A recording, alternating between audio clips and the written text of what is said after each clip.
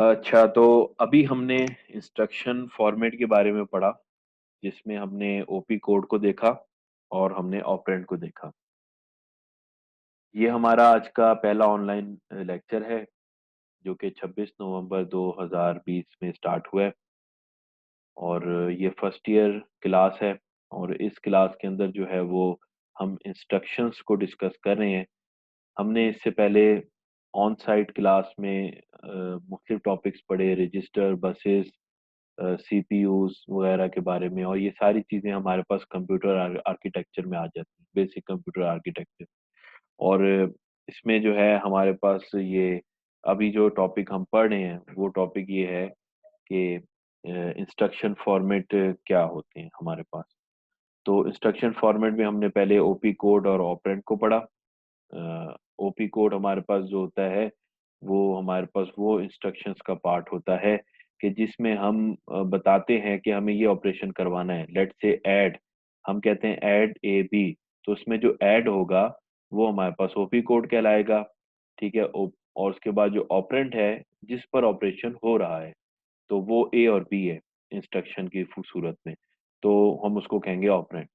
OP code में और OP code और ऑपरेंड दोनों हमारे पास चूंकि बाइनरी में कन्वर्ट होंगे, और कंप्यूटर जो है उसको, क्योंकि वो बाइनरी को समझता है, मशीन लैंग्वेज जो कहलाती है, और तो उसमें उसको कन्वर्ट करके हम उसके ऊपर ऑपरेशन परफॉर्म करवा सकते हैं with the help of CPU, जिसको माइक्रो प्रोसेसर भी कहते हैं। तो ये आप देख सकते हैं, इसका फॉर्मेट है यहाँ पे। और शुरू में जो कोड होता है उसको ओपी कोड कहा जाता है, जो शुरू की बिट्स होती हैं, ग्रुप ऑफ बिट्स, और उसके बाद की जो बिट्स होती हैं वो हमारे पास ऑपरेंड कहलाती हैं। अब हम देखने लगे हैं कि हमारे पास कॉमन इंस्ट्रक्शन फॉर्मेट्स क्या क्या होते हैं। तो हमारे पास बेसिकली तीन किस्म के कॉमन इंस्ट्रक्शन फॉर्मेट्स होते हैं। पहला इंस्ट्रक्शन फॉर्मेट हमारे पास होता है जीरो एड्रेस इंस्ट्रक्शन। दूसरा हमारे पास होता है वन एड्रेस इंस्ट्रक्शन। तीसरा हमारे पास होता है टू एड्रेस इंस्ट्रक्शन। तो सबसे पहले हम देखते हैं कि जीरो एड्रेस इंस्ट्रक्शन क्या होता है। जीरो एड्रेस इंस्ट्रक्शन फॉर्मेट जो होता है उसके अंदर हमारे पास एक ही ओपी कोड होता है और कोई ऑपरेंड नहीं जी, होता। आपकी आवाज कट रही है। जी, अभी आवाज ठीक आ रही है मेरी? Yes sir. Yes sir. ठीक है। मैं ये अर्ज कर रहा था कि जीरो एड्रेस इंस्ट्रक्शन के अंदर हमारे पास एक ही ओपी कोड होता है, एक ही ओपी कोड होता है, उसमें कोई ऑपरेंड नहीं होता। यानी कि उसके अंदर कोई ऑपरेंड नहीं होता जिसपे हम लोग कोई वर्किंग वगैरह कर सकें। ठीक है। अब इसकी हम एग्जांपल देखते हैं कि किस तरह से होता है। मिसाल के तौर पे हम एक इंस्ट्रक्शन देते हैं स्टॉप। ठीक है। अब स्टॉप के आगे हमने स्पेसिफाई करने की जरूरत नहीं है कि कौन सी इंस्ट्रक्शन को स्टॉप किया जा रहा है, ए को, बी को। जस्ट हम स्टॉप एक इंस्ट्रक्शन दे रहे हैं, यानी कि कोई भी इंस्ट्रक्शन अगर एग्जीक्यूट हो रही है तो उसको स्टॉप कर दिया जाए। तो इस तरह की जो इंस्ट्रक्शंस होती हैं ये हमारे पास आ जाती हैं जीरो एड्रेस इंस्ट्रक्शन की टाइप के अंदर। जैसे हार्ट है, ठीक है ना, और इसमें हम लोग हमें कोई एड्रेस स्पेसिफाई करने की जरूरत नहीं पड़ती। तो यहाँ तक क्लियर है जीरो एड्रेस इंस्ट्रक्शन?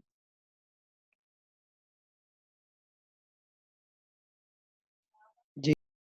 ठीक है। अब हम लोग देखने लगे हैं कि वन एड्रेस इंस्ट्रक्शन क्या होता है। वन एड्रेस इंस्ट्रक्शन फॉर्मेट जो होता है वो रिक्वायर होता है एक उसमें हमारे पास ओपी कोड होता है और एक हमारे पास उसमें ऑपरेंड होता है। ठीक है। तो क्या होता है हमारे पास, एक होता है ओपी कोड और एक होता है हमारे पास उसमें ऑपरेंड। ठीक है। अच्छा, तो अब इसकी एग्जांपल हम लोग देखते हैं कि इसका फॉर्मेट कैसा होगा, इसमें किस तरह की इंस्ट्रक्शंस आ जाएंगी। जैसे हमारे पास लोड की इंस्ट्रक्शन होती है। मैंने आप लोगों को बताया था पहले भी क्लास में कि लोड इंस्ट्रक्शन जैसे उसका हम शॉर्ट फॉर्म होती है एल डी। ठीक है ना, एल डी ए लिखते हैं। लेट से इसका मतलब होता है कि एक्यूमुलेटर रजिस्टर को लोड करो। ठीक है। जंप एक इंस्ट्रक्शन थी हमारे पास, हमने पढ़ी थी, जे एम पी के से हम उसको डिनोट करते हैं। तो जंप लिखेंगे तो वो किसी और के साथ हम ए लिखेंगे या बी लिखेंगे तो वो उस पर्टिकुलर इंस्ट्रक्शन पे मूव कर जाएगा, ठीक है। तो इस तरह की जो हमारे पास इंस्ट्रक्शंस होती हैं उसको हम लोग क्या कहते हैं कि ये हमारे पास जो है वो वन एड्रेस इंस्ट्रक्शन है। इसकी मिसाल मैं यहाँ पे आप लोगों को देता हूँ। जैसे मैं यहाँ पे लिखता हूँ कोई भी इंस्ट्रक्शन लिखता हूँ, अ, जैसे जंप की इंस्ट्रक्शन जेएमपी और आगे ए लिख देते हैं। तो उसका क्या मतलब है कि ए इंस्ट्रक्शन पे जंप कर जाओ, ठीक है। ए इंस्ट्रक्शन पे जंप कर जाओ। तो इस तरह की जो हमारे पास इंस्ट्रक्शंस होंगी वो हमारे पास जो है वो वन एड्रेस इंस्ट्रक्शन में आ जाएंगी, जिसमें हमारे पास एक ओपी कोड होगा और एक ही ऑपरेंड होगा। क्लियर है मेरी बात यहाँ तक आप लोगों को? Yes sir. ठीक हो गया जी बात, सर। ठीक है। अच्छा, यहाँ पे अब हम लोग चलते हैं आगे टू एड्रेस इंस्ट्रक्शन की तरफ, ठीक है। टू टू एड्रेस इंस्ट्रक्शन जो है वो क्या होता है?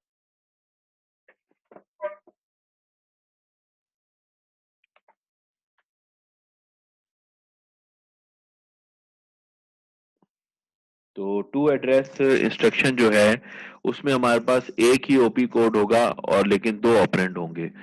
मिसाल के तौर पे जैसे मूव की कमांड है, ठीक है। मूव की कमांड में क्या होता है, हम लिखते हैं उसमें एम ओ वी आगे ए और बी। अब इस तरह की कमांड यानी कि ए का डाटा तुम बी में मूव करा दो।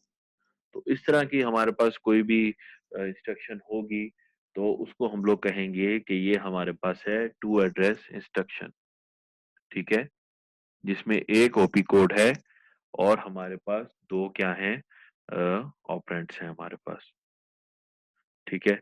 अच्छा, तो ये भी क्लियर हुआ आप लोगों को। इसके बाद आपके अभी कोर्स में ये चीज नहीं है, लेकिन ये हायर लेवल पे आप इसको पढ़ेंगे, थ्री एड्रेस इंस्ट्रक्शन, ठीक है जी।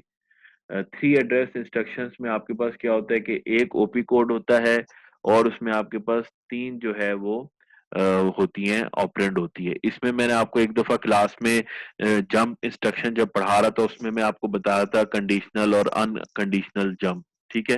तो वो जो अनकंडीशनल और कंडीशनल जंप्स आ जाती हैं वो फिर उसमें शुमार हो जाती हैं क्या कहते हैं थ्री एड्रेस इंस्ट्रक्शंस में, क्योंकि उसमें एक कंडीशन भी आ जाती है। तो उस तरह की जो इंस्ट्रक्शंस है वो हमारे पास उधर चली जाती हैं। अच्छा, इसके अलावा अ, ये हमारे पास थी बेसिक इंस्ट्रक्शंस के हवाले से जो मैं आपसे बात कर रहा था। यहाँ तक आपको कोई इशू रहा हो तो मुझे बताइए। नहीं सर, बाकी से पूछ ले। कोई और स्टूडेंट जिसको यहाँ तक अगर ना समझ आई हो तो? अच्छा, ये एक एग्जाम्पल है, ये एग्जाम्पल हम थोड़ी सी देख लेते हैं। ये एग्जाम्पल जो मैं आप लोगों के सामने यहाँ पे मैंने शो की हुई है, ये एग्जाम्पल है जी जीरो एड्रेस इंस्ट्रक्शन की, कि इंस्ट्रक्शंस आपके पास काम कैसे करती हैं, ठीक है।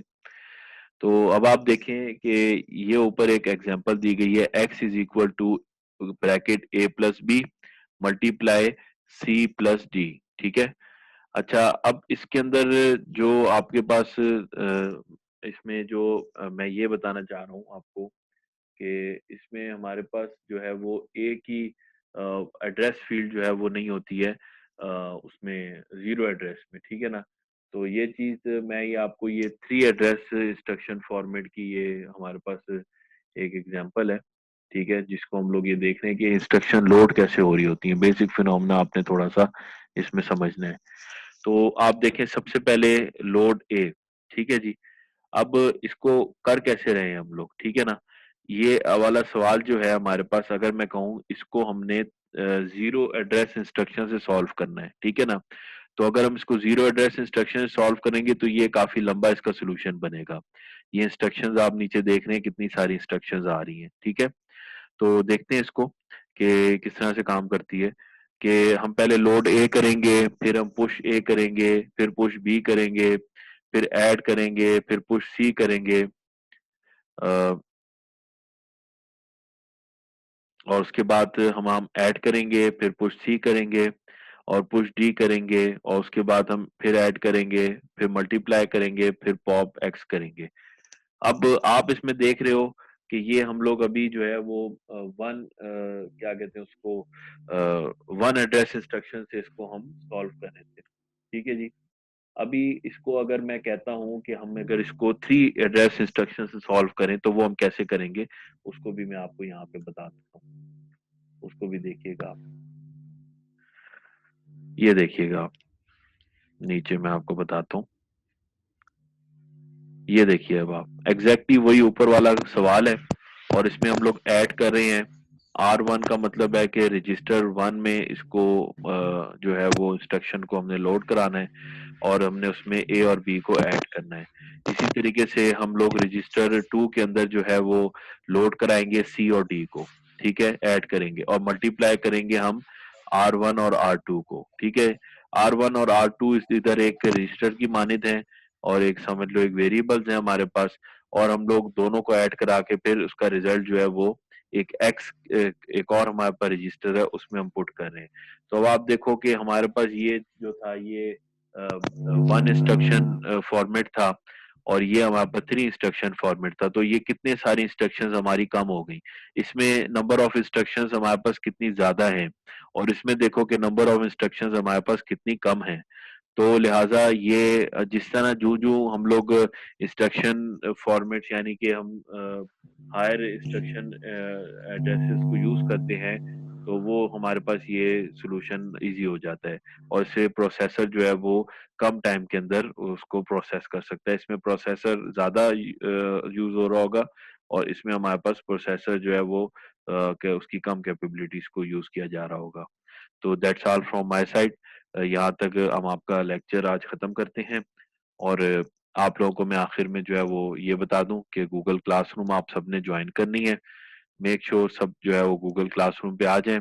ये जो आज का लेक्चर है, ये जो वर्ड डॉक्यूमेंट है और उसके अलावा जो ये वीडियो है, वीडियो आपको चैनल आईवेक्स टेक्निसिटी पे मिल जाएगी। मैं इसको आज के लेक्चर के हवाले से अपलोड कर दूंगा तो वहां से आप लोग देख सकते हैं। मेरा आईवेक्स चैनल है यूट्यूब पे, वो आप लोगों ने देख लेना है।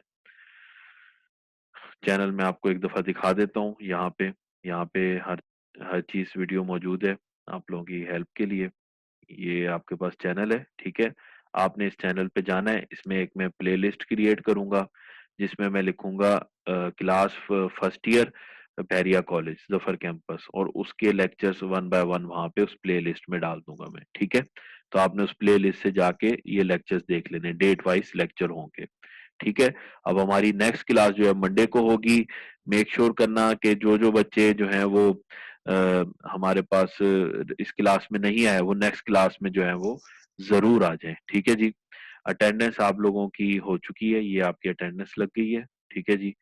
अ, मेरे पास आज की डेट में 13 बच्चे प्रेजेंट थे। किसी को कोई इशू तो नहीं अटेंडेंस के हवाले से? अगर इशू है तो मुझे बता दें। सर 14 है सर, मैं भी हूँ। आप क्यों लेट आए हैं? मुझे दोबारा आपकी वजह से अटेंडेंस लेनी पड़ेगी, फिर रुकिए आप। सॉरी सर, बस इंटरनेट खराब हो गया था बस। क्या नाम है आपका? ये नाम अपना ठीक करें, मुझे बताएं, मैं आपको उमर रीनेम अली करता हूँ। फारूक। जी। Yes sir. आपको अपना नाम ठीक करके आना था, उमर अली फारूक। उमर अली अली फारूक। फारूक। नेक्स्ट टाइम इसी नाम से आएगा, ठीक है जी। Yes sir.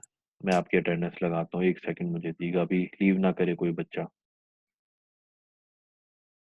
ठीक है। एक सेकेंड।